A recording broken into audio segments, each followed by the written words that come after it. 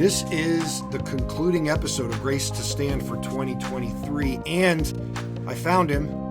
Darin Stone is back. Darin, how are you? I was not raptured, and I am still around, and it is great to be back on Grace to Stand. It's been a long time. I don't know, 6 weeks or something. I don't know. I know I did a few like devotional episodes by myself, and I know. Let me tell everybody what we're doing. So we decided this is not going to be a heavy discussion. This is going to be a light discussion, maybe even like a lightning round or a shotgun round discussion. 10 points. And you know, Darin and I are long-winded, so we are going to try to do this in 35 minutes. 10 points, 10 questions as we wrap up 2023. Look to Christmas, the incarnation, and the new year, and 2024. So we'll reflect on this past year, look to the future. This is the last episode. Are you ready, Darin? I am ready to go. Okay, number one, we're going to talk updates on our life. And people have been hearing from me, but what's going on in the Stone world? Oh, okay. So in the Stone world, we, as I've mentioned before, we moved to Clayton, North Carolina, in suburban Raleigh. I'm serving continually with Ministry to State, and I'm also serving as the associate minister at Grace Reformed Presbyterian Church in Clayton, which is a church of the Associate Reformed Presbyterian Church. So it's a different denomination. And just recently, I transferred into the ARP, which is a monumental thing for me because I've been in the PCA for a long time, and I love the PCA and have no desire to leave the PCA, but I'm really grateful to be part of this presbytery, of this church, this denomination. And probably the biggest thing happening there is that our pastor, Ken Kunkel, has taken on a new ministry call. So I am going to, his last Sunday will be on January 7th, and I'll be taking on all of the pastoral roles and the preaching and so forth in the interim between now and the calling of the new senior pastor. But so there's a lot kind of ministry wise that's in a state of flux, but in good flux. Lots of good things going on, and very happy about it. You're very trendy and with the times. You've transitioned, Darin, from the PCA to the ARP. Nothing says trendy like Darin Stone. Yeah, yes, my daughter, in whose room I am actually doing this podcast today, my 17-year-old daughter will be very happy to know that at least one person on the face of this earth thinks that I'm trendy. So yes, yeah. Well, okay, and just to be clear with for everybody, he's still with Ministry to State, and so he's doing a dual call, and that makes sense. He's in Raleigh, he's able to do that, and it could really serve to not only bless politicians and people involved in government, but could also be used to bless that church. And so that's a great thing. I will miss our camaraderie at General Assembly and even in Presbytery. And so, but maybe we can learn some things from our brothers and sisters in the ARP. So I'm still with the PCA. That's the thing with Ministry to State, and still under that whole world. It's just my ordination status is changed. Yeah. So I'm kind of in this world of two denominations, but I'll definitely miss that too, George. Yeah. So as for me, how about you? Man, I would guess listeners though, my church knows. I was sick for like 2.5 weeks. Mm-hmm. I mean, like, I don't know if I've ever had to call out the weekend before preaching. So it was a busy time. We had a funeral here at the church. We had Christmas staff and officer Christmas party. I was sick through that. I preached with a sore throat, and God was really just good and faithful through that. And then I just thought by the next week I'd be better. Well, I just got progressively worse. Sore throat turned to just terrible congestion, but also sinus pressure. I woke up in the middle of the night and my eyeballs were hurting from the sinus pressure. I never had it. So I had to call out and not preach. And then it even lasts into the next week. But thank God I am 98%. I say 98% because every once in a while I blow my nose and it's not pretty. Yes. But just getting through that. And so the crud is going around, that is for sure. I know, man, everybody's just The Mhm. Sunday I missed church, my wife and the kids went, and they came back and they were like, "Oh man, everybody was coughing and sneezing and blowing their Oh, noses." it's like a petri dish sometimes in there, I know, this time of year. I know. Um, but that was number one. Our updates on our life. Number two, what are you excited about this Advent season, this Christmas time or holiday season, the busyness of the end of the year? What are you excited about? Oh, it's just a fun time with having little kids. They just really soak up the holidays and the season and the decoration and going around at nighttime looking at Christmas lights and people's homes and just the whole deal. Kind of it brings back some nostalgia from my own childhood and remembering Christmas time when I was their age. So that, I mean, it's just fun to watch it through their eyes. But in particular, we have as a family and as a church been focusing upon the incarnation, about Christ coming as a child. Just looking at my children, I've got a 3-year-old and a 6-year-old and a 12-year-old and a 17-year-old, and remembering that Jesus was their age at each point in time, and remembering they came as helpless as a baby uh, for us, and to be able to bring that great story of Christ's birth, the virgin birth, to particularly my little children who are just learning more about it and talking more about it, and they're able to articulate things about it, and it's just becoming more and more embedded within them. Is a joy to see that. It's really a joy to see children at this time of year not only enjoying the obvious things of the Christmas season, but in particular really beginning to develop some concept of why Jesus coming in the flesh was such an important thing. Yeah, yeah. As I consider what I'm excited for, I mean, we go down to Florida and see family always. It's it's a great time, but like Mhm. just the busyness of the season. And I've always had a complicated relationship with holidays in general. I grew up in a Hallmark store. My parents ran it for 38 years or something, so my entire childhood was driven by Hallmark holidays, Mhm. and the seasons always start earlier and end later. They were busy times, and so in my adult unmarried life, I was like I felt free of the holidays. But Mhm. then as you're speaking about like your kids, I was remembering just exactly what you were saying. It is such an exciting time for children that it's an exciting time for adults. And then now my kids are all teenagers, and it's really easy to kind of be apathetic about the holiday ishness of it. This. But and honestly, pastors can kind of get down on holidays too. I don't know if because we ought to be this excited for the entire, like every Sunday.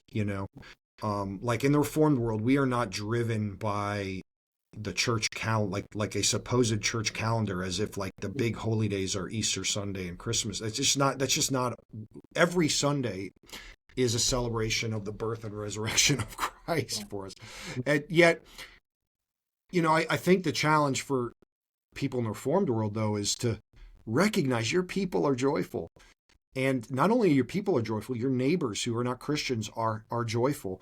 And society is joyful. It's busy, it's materialistic, it has misplaced priorities, but yet, what a beautiful picture of what it's supposed to be like, an overarching experience of joy, you know. And I think we ought to really, as you talk about the incarnation, and we'll close the call with it, just remember that. Like we ought to be the most joyful people at this time. And so as I see society being joyful, it makes me want to tell them the reason why they ought to be joyful. Um, and so this will be a fun one. Favorite Christmas movie? I'll go first. So growing up, my parents were from New York, of course, and so they loved all the old like Miracle on 34th Street, and that has a big New Yorkish kind of thing. Christmas. But Yeah. you know, uh, It's a Wonderful Life, all the old ones. My kids have no interest in those. Even when I grew up, they were black and white and old, but I didn't mind them. But kids nowadays, I don't know if you're, they will not watch them or enjoy them. Um, Beyond that, I've never been a big Christmas movie person, but I like the joke about Die Hard, quite frankly. Being a, Yes. uh, Mm-hmm. but Elf is funny. Mm-hmm. My wife and I like Christmas Story. Mm-hmm. And I just watched a great one the other night called The Fat Man with Mel Gibson, which Uh, is kind of a like a darker Christmas story, but it was hilarious. It was yes. hilarious. How about you? Do you like Christmas movies? I do like Christmas movies. I don't get the opportunity to watch a whole bunch of movies. I'm not a huge movie person, but I do like Christmas movies. And my favorite Christmas movie absolutely is Christmas Vacation. Ah, okay. That's my favorite Christmas movie. There are so many great one-liners in that movie. There are so many just absolutely hilarious scenes in that movie. We are the Chevy Chase generation, though. That yes, that we can relate to. I mean, the complications of having extended family around, the just the overwhelming nature of what's going on during this time of year. The you know you just get in your head these grand visions of what Christmas is supposed to be, and then you plug the lights together and they don't turn on, Yes, and there's all these frustrations. And I mean, I don't know. I just can resonate with it. The joys and the disappointments and the humor of it all. as a And dad, we all can kind of relate to Clark Griswold, I guess. oh man, can we ever relate to Clark Griswold? like the Yes. just like the desire to want to like do good things for our family and them not working out Yeah. Wah, is wah. yeah, I actually I mean, haven't seen that one in a long time. I I might want try to watch that with the kids. I heard this thing or I saw this thing online. I don't know if it was a meme or whatever, but mhm, basically there are three favorite Christmas movies, and then it ranks you who you are. But mhm, it's a Christmas Story, it's mhm. Elf, and then it's Christmas Vacation. Right, right, right. So I don't know, Yeah. listeners, what's your favorite?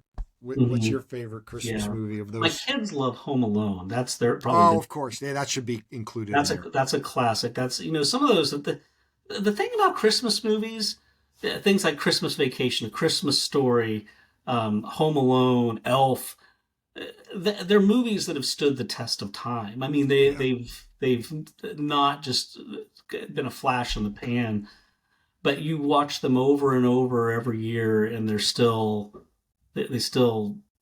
connect with you on some level. So that's anyway, true. Yeah. Oh, I think I'm right. gonna try to watch Christmas Vacation with my kids this year. We There never you watched go. it as a There family, you so go. um, best story of Christmas growing up, or just a fun story of Christmas.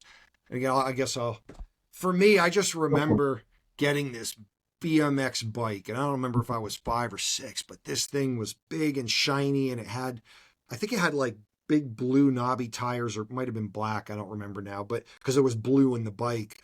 But I remember it was too big for me. It was just, but I just felt so big on that thing, and we have a picture of it, and that was just a memory that always kind of sticks with me. Right. I was on my bike all the time as a kid growing up in the neighborhood.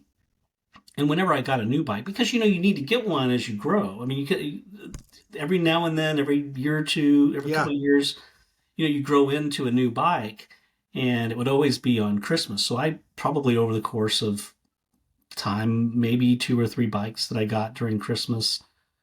And to me, that was almost like the commercials that they have where it's Christmas morning and the husband gives the wife this little box, and inside the box is the key fob to the new car that's sitting out in the lightly falling snow on the driveway, and it's like this Lexus and so forth. I mean, it was like that level of excitement to me. I mean, it really was. I'm not embellishing that. Like getting a new bike was like getting a new car. I mean, that was as close No, to totally. freedom that an Yeah. 8-year-old They is. can't even wrap it. It's just sitting there. You Yeah, walk it's just out and it's sitting in like, the wow. living room like this bike, and it just looks so much bigger in there. Yes.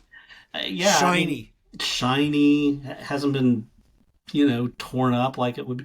So yeah, I mean, We were those were always kings. great times. But I had a very consistent Christmas growing up. I mean, it was my parents, my sister, and my dad's parents would always be with us that morning, and then after Christmas, after we would open presents, my grandparents would go visit another family member, and then we would go to my mom's parents over at the coast. And where I lived, it would like almost always be kind of cold and foggy. This is Central California, you don't think of it being kind of gray and dreary, but it's just in the middle of this valley, and it'd be typically pretty foggy. And then we'd go to my grandparents on the coast, and I mean, it would be sunny and 72 degrees. It was just like this perfect California weather, and you could wear short sleeves, and it was just glorious. And my cousins were there, and it was a good time. So that's what we would do. Yeah. Yeah, it's funny. Like we had a hallway and a pocket door that would close it, and Hmm. Christmas morning we couldn't open it. So we're waking our parents up, and then again, very just sort of predictable morning. And Hmm. you were California, I was sunny South Florida, and Right. December in South Florida is glorious. And so usually we had doors open and screens and wind blowing, and cool 70s. It was, Cool 70s. yeah. Hey, that's having spent a week in Orlando in July. I mean, 70s is. I mean, that is like a wintry uh, Canadian gust of frost that comes down there at that time of Oh, year. Orlando in July is like it's close to hell, man. It's It just was it's this terrible. heat sink in the middle of the state with no breeze and all concrete and cement. It was And terrible. yeah, yeah. Yes.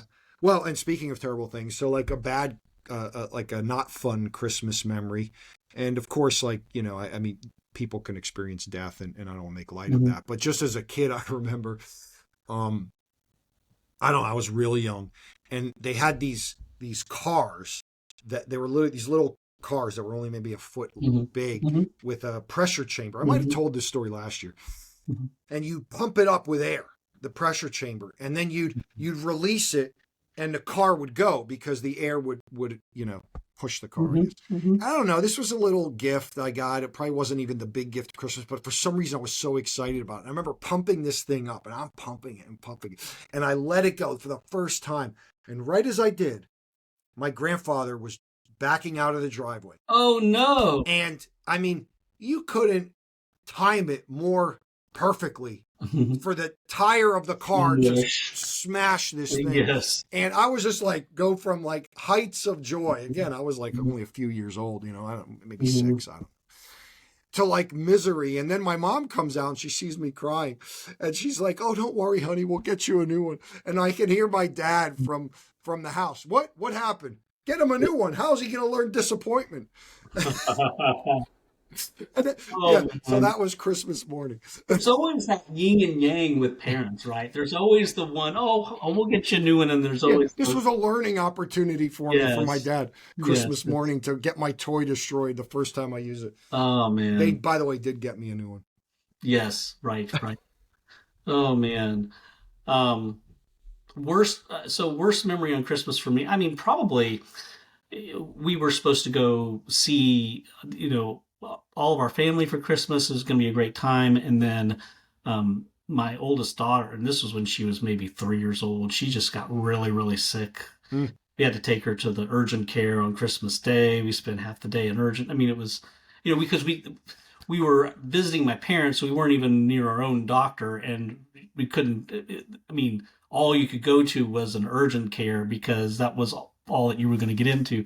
So that's what we did, and you know, it just kind of was a downer of a day for especially for her. She's sick and it's Christmas Day, right. but Yeah, I mean, we have these we'll just we help us definitely through. have like it is a time to be with family and be joyful. And then when something comes up last minute like that, that would, and it reminds you that this is still a fallen world. You know what Yeah, I mean? right, right, right. Man.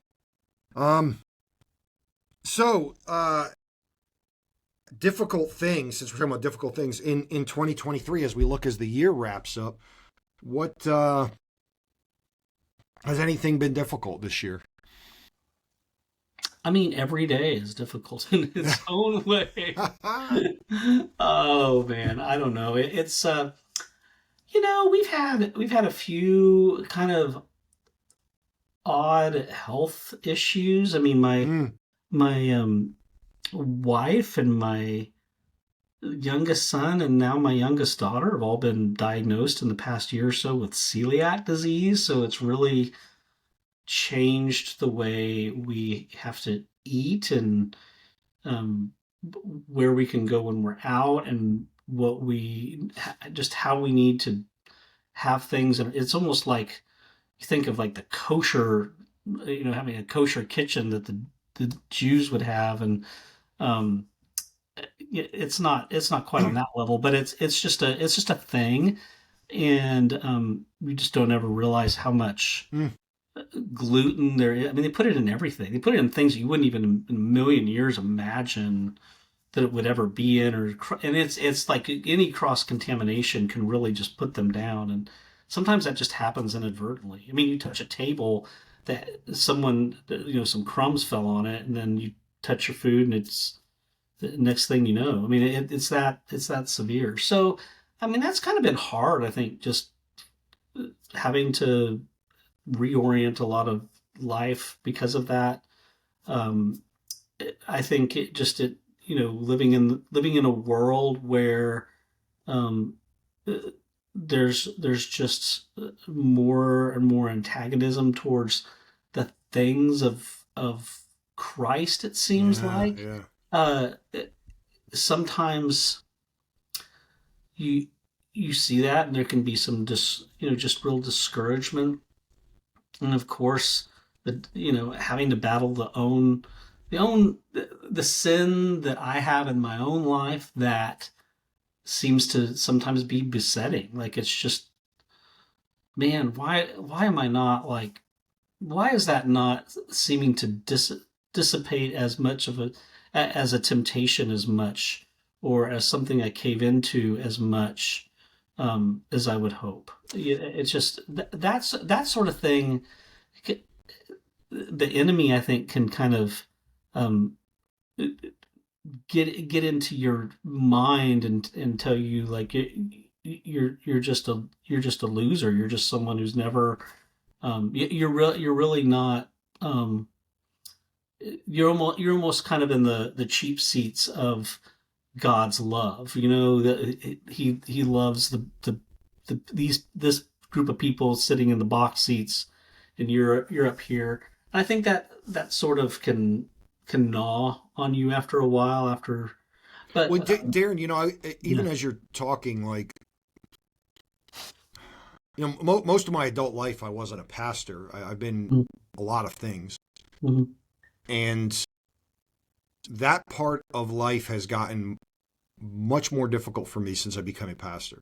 And I Yes, think right. congregants may not necessarily understand this, but I think because I have, again, more time not as a pastor, as an engineer, a teacher, a Mm-hmm. business manager, somebody in the world, Mm-hmm. there's this added pressure because we feel the same things that our congregants feel about the culture, what's going on Mm-hmm. in the world, the pressures, the implicit persecution, the negativity, the tension, and yet we're supposed to be above it. Mm-hmm. And we're supposed to be able to have the answers for it, and yet in some ways, I think it's helped me in being a pastor because it forces me to not react to things as frequently as I would, and I fail in it, and then sometimes people call me out, and it's Mm-hmm. and I get it. I'm okay with being called out when I'm wrong, but it's like there's no latitude. You're a pastor. And Mm-hmm. so yeah, that is tough. Yeah, right. And the food things, you think like 100 years ago, everything was natural. Mm-hmm. And maybe it was a little longer. I don't know the timeline on it. When we became more of a culture that was obsessed with fatty and processed foods and sugars. But as technology has come and foods are mass produced, I think we're seeing in the genetic code of like it's changing us Hmm. And because, who ever heard of a peanut allergy when we were kids, and everybody has peanut, my I son, my know. son Yeah, has one, peanut-free classrooms and the whole I know. deal. And the gluten thing. And so, yeah, these are the blessings and the curses of a fallen technology and a fallen world, Right, right, right, right. and for me, man, I was sick those 2 weeks, and so my a cousin of mine, a first cousin of mine, she's had Down syndrome, and she passed away uh, while I was sick, and she's in her 40s. I kind of grew up with her, but she was in New York. I was in Florida, so it's not like we were super close. But our families are close families, and I was close with her brother and sister, and just growing up in the family my entire life, having a first cousin in a close family who has Down syndrome, special needs, and seeing how my aunt and uncle loved her, and how my cousins loved her, and what it caused me to confront in my life. And I always said I was gonna, their life expectancy isn't as long. She was doing fine until COVID. Once COVID came, she'd never been the same, and so she's now passed away 3 years after getting it. But I bought a ticket to go up there, and none of the family expected me to go, but I wanted to be with my family in New York, and because I was going, my parents decided to go from Florida to the funeral, and I was able to get a ticket, and I got somebody to preach for me, and I was too sick to go, and I had to cancel it. And so that's very fresh and raw for me. I know God had a purpose for it, but I really wanted to just honor her family and their Hmm. love that they showed her. And so that's kind of a downer. But Yeah. apparently, a couple hundred people showed up to the wake. I mean, Wow, that's great. I know, like here in the South, we do funerals. We don't get a couple hundred people. Hmm. Um, New York City's obviously more densely populated, but it was in Brooklyn. But just to show the family the amount of love, because it was that much a part of their life. So I think there was real joy in the way the family came together around one of the quote unquote least of these Yeah. dying. Right. So that was difficult. To go to a highlight of 2023, man, God's faithfulness is just been amazing, and it's been cool seeing my son, all my kids grow up. I mean, they're all my daughter's a young lady. My oldest son we're looking at colleges. Hmm. My youngest son is he's just a fine young man. I did a couple of trips with my oldest son for college visits, and then like a whitewater kayaking trip with him. It was more like I was with a friend than. Right. Right. So just what the Lord's doing in our family has been very sweet. Susan and I, the marriage has been wonderful. Hmm. Um, but probably the highlight is just the God saving us through that car wreck that I've spoken quite a Right. bit about. Right. I mean, like that's That's like the the most yeah, difficult the thing we've. highlight. Yeah. Yeah, it's the most difficult thing we've dealt with, and then the way that God really just showed His love for our family. And I'm not just speaking, and I've said this not just in terms of the fact that because we didn't die, but just in how He was with us from the moment it happened through the whole thing. His presence with us was evident, and that just shows, talking about the season, Emmanuel, God with us. We experienced His presence. Our whole family did. This summer in wonderful ways. Yeah. So, how about a highlight for you, Darren? I, I mean, just in a nutshell, I think our move over here to Raleigh has been a highlight. It's been just a joy to be back in ministry in the church. Just being able to do two things that I love: to be able to minister at the Capitol and being so much closer to it, and then also being able to minister here at the church and being in the local church, and just seeing how my family's adjusted so well. I mean, we miss so many of our people back in Greensboro, but we're I'm just grateful for how we've settled in, and Melanie and the kids have and myself have developed good relationships and friendships, and so it's been a real joy to be here, and with all of that transition that's been going on, been very definitely a positive in our family. Oh, I'm so happy to hear that. Yeah. Because I know that was stressful and it was Well, it quick. was, yeah. And Moving is remarkably stressful. I mean, there's no question about it. And we decided to move in July, during it was the hottest week of the year. Well, it was August, the first week of August, and holy smokes, it's just not, it's just not a fun thing to do in that sort of weather. But But so, yeah. because again, I would characterize your move as stressful and tense, just as I Hmm. am disconnected from it, right? And yet that's part of the highlight of your year. And like I said, I mean, our car accident, it was not only Hmm. stressful and caused me to face certain things in my own heart and mind, but just like, Right. isn't it amazing how we experience the joys of life and God's faithfulness to his people through the struggle? Right. And we spend so much time in our life trying to avoid the struggle. And Right. of course, I'm not looking to careen across a highway, and you're not looking to Right. move just so you can experience the joy. But Yeah. like, that's a beautiful thing Hmm. about our Lord for us. Yeah. Yes. Yeah. Yeah. Yeah. Absolutely. Okay. Why don't you lead us through the next 3 points, Darren? Major. Okay, so we were gonna. One of the the next question was this: what is a major happening in the church in 2023 that stood out to you? Just the church in America or around the world. One of the big events that happened or big landmark issues. Well, this was your idea actually, so why don't you go ahead and then Oh I'll yeah, I clean up mean, after you. there's always so many of them. I think in our own pocket of the world, the death of Tim Keller, which was somewhat anticipated, and then the day before his death, the unexpected death of Harry Reeder. Those two things really rocked our little corner of the Presbyterian Reformed PCA world. We're talking about two giants who people will be talking about in 100 years from now, and maybe beyond that. I mean, just their influence upon not only our pocket of the world, but the church, uh, much beyond all of that. And I mean, Harry Reeder dies in a car accident, and then Tim Keller, within 24 hours, and so it was I think a big time of grieving.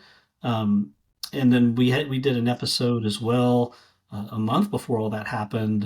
Was the shooting at the Covenant School in Nashville, which happened at a PCA church. The school was located in a PCA church, and so that really hit close to home. I mean, I think that was a those are major happenings, and I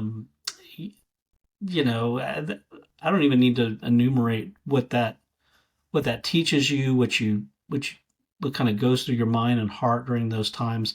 But I think that all of that happening in short order uh, was very difficult for our neck of the woods to face, but also just leaning into the providence and the goodness of God and His work through those two men and their faithful ministries, um, and that in the wake of injustice and wickedness and death, such as what happened at the Covenant School, there's a God who is good and sovereign, and somehow in the midst of our life, when we face the deep pains and sufferings and the why questions, we have a God who is truly going to work out these things for our good and for the sake of His glory. What was meant for evil, God will work out for good, and we just have to believe that and lean into that and live in such a way that is as if that is true. Yeah. Yeah, and really, so you talk about those two men passing away, and then I like how you tied it in with the covenant, the tragedy at the school, but then all this leading up to our General Assembly, which is our 50th General Assembly and the 50th anniversary year Mm-hmm. for the PCA, and so, um, that was tough. It was tough. A lot of us had seen Harry Reeder just a week before, a couple weeks before, at the GRN conference down in Charlotte. And so that's one of the last times he spoke publicly. One of the last Right. times. And Yeah. then, like the idea that we'd go to General Assembly and him not be there. And then again, with Tim Keller, his long struggle, battle with cancer. And he really, honestly, just modeled how a Christian needs to walk through the difficulty, and not to tell anybody how to process their own struggle, but it was just he really was a model of a Christian, dying well. Yeah, But he nobody did. wanted to see that, and it was sad for neither of those men to be there. And yet at General Assembly 50th anniversary, with the impact that they had. And also, it's interesting how both men, they represented a wing in the PCA, so to speak. And, Keller, the city reaching movement and the missionalism, and Harry Reeder with sort of more confessionalism, and yet both a heart for their cities, a heart for church planting. Both have their own sort of philosophies and track record of doing that very well. And so I don't know what the Lord was doing. We don't believe in coincidences, and the fact that he took them both out on the same weekend, just weeks before General Assembly, I don't know what it means, but it was for God's purposes and for our good, for sure. But we miss them. And, Yeah. the 50th anniversary of the PCA, which I've already said. And we Right. got to have, and you were here for one of the nights, we got to have Dr. O. Palmer Robertson, one of our Yes. Yes. founders of the PCA, one of those men who stood up and said enough with the PCUS. Mhm. And he was our missions conference speaker as we covered from the PCA motto, faithful to the Right. Great Commission. Mhm. What is it? It's not faithful to the Great Commission. It's Faithful to the scriptures, true obedient to the Great Commission. faith and obedient to the Great Yeah, Commission. that was our theme. Right. So, but there's also wacky stuff going on in Christianity with, we did that episode on Andy Stanley. And now apparently, Andy Stanley and the Pope agree that they're going to bless same-sex unions. Right. And, so you basically have leaders, the leader of the Catholic Church, of course, and then Andy Stanley, really the sort of the voice of the non-denominational, broadly evangelical, now more progressive, woke side of things. And so where that leaves the church is in chaos, but God is faithful to his church, and he will build his church. So Yes, that's right. yeah, that's right. I mean, it's like, all right, so what? You worry about the next generation of Christians and so forth all the time, and all this garbage going on. But God is faithful. I mean, like, he really is. You look at our children. I mean, which generation of parents hasn't looked down at their children's generation in fear that the whole generation was going to go off the deep end? And on some level it does, but at the same time, I mean, God has his remnant of people, and he will, his church will prevail. I mean, Amen. it just will. So we can trust that and live carefully in light of it. So what are you looking forward to in 2024, George? Mhm. Well, I am usually very guarded about my life, my personal details of, like, I'm very open about, like, my emotions and things going on, but I'm also guarded about certain things like birthdays and anniversaries. But I will say, next year I turn 50. You are about to be an elderly man. Yes, I got the grade to prove it. And next year's Yes. our 20th wedding anniversary. Yes. And Yes. so, no, wait a minute. No, I'm sorry. Wow, my wife. You want to edit this part out? Yes, yes. No, next year I turn 49. Right. And now I'm not going to edit reach an it. age where you're like, I don't even know I how don't even, old I am anymore. That's right. That's an illustration. Right. But really, with almost in almost a year, I'll be almost 50, and that just tells you how soon the 49 is coming. So basically, very soon I will be 50, and my wife and I will be married 20 years. Yeah. And so I don't know. It's just kind of neat, seeing what the Lord's done in me and in my life. And I am not the person that I was before I married my wife. And he's worked. It's just amazing. Yeah. And so just looking forward to kind of milestones, even though I usually wouldn't. Right, right. Yeah, I mean, all kinds of things to look forward to family wise, just with growing kids. But I think, for me, there's just a lot of that transition that I mentioned at the beginning of the episode, ministry wise, and I don't know how that's going to look in the next several months. Um, but I'm taking my final DMin Doctor of Ministry class at RTS in January, and then after I complete that, I'm going to be moving into the dissertation phase.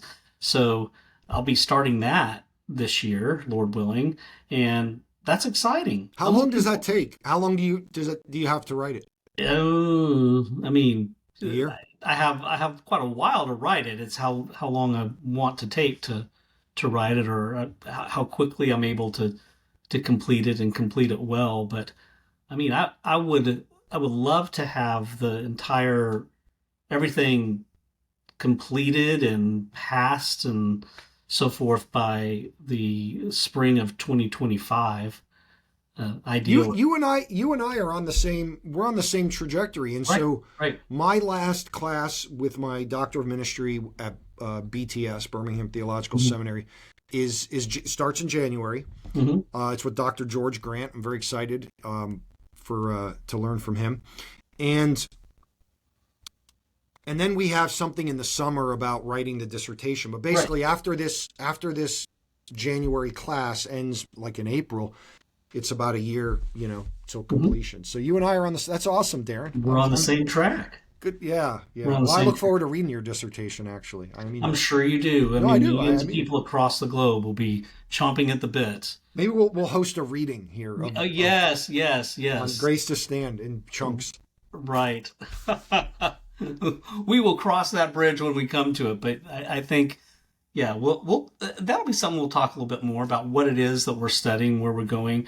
I mean, I'm kind of in the realm of political theology, and I think in 2024, we have the election coming up, and really what I'm seeking to do is to help the church navigate how to live faithful, Christ-centered, engaged lives as citizens of heaven and also as citizens of earth, and how we go about doing that, how the church speaks prophetically, and to what degree it's supposed to speak um, on these matters. And so, anyway, that's more than we bargained for, but it'll be something to discuss coming up. So, and I know that yours will be as well. So the That, final. that that would be, by the way, that would be an interesting episode. Just Right. how our Doctor of Ministry studies has impacted Mhm. our current ministry. I mean, I have a concentration in apologetics Mhm. and philosophical theology, and that's like I taught a whole class on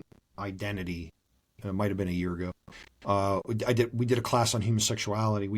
I did a class on confronting injustice without compromising truth.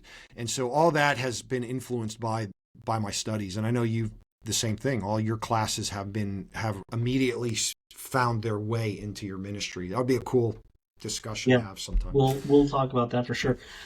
So finally, before we go, any final thoughts, and particularly, I mean, today is uh, December 19th, and December 20th is probably when this will air, and we're approaching Christmas very soon. So, just thoughts on Christmas, the incarnation of Christ. Any other final thoughts, George?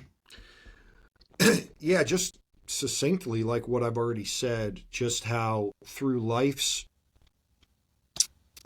the struggles of life this year, God has, like Emmanuel, Hmm. God with us, has just been very evident to me.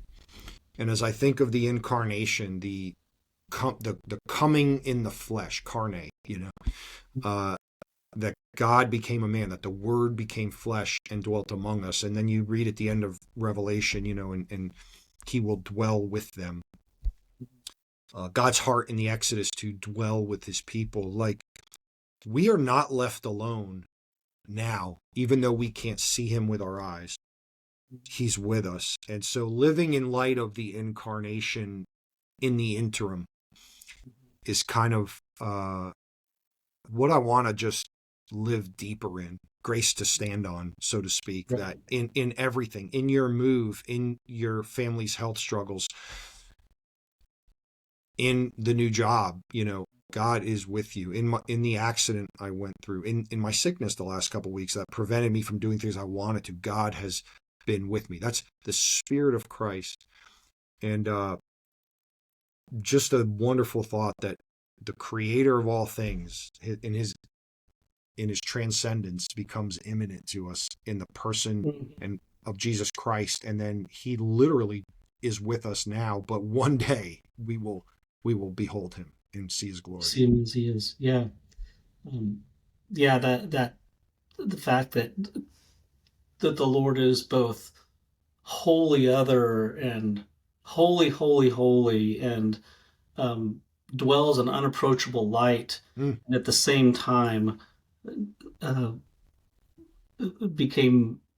made himself nothing and took on the form of a servant, and had dirty feet and had to grow up and endure the hardships of life, in a fallen and decaying and broken world, full of sin, and living obediently and faithfully at every point of our failure. And then that he is also with us now. Like, we are, if you have if you have in your soul that you are never alone, that God is always with you, what a great comfort that is. What a great compulsion to holiness that is. What a great assurance that even at the points of your failure, that he is with you, and he's fighting for you. He's your advocate. He's your redeemer. He's your only hope in life and in death. So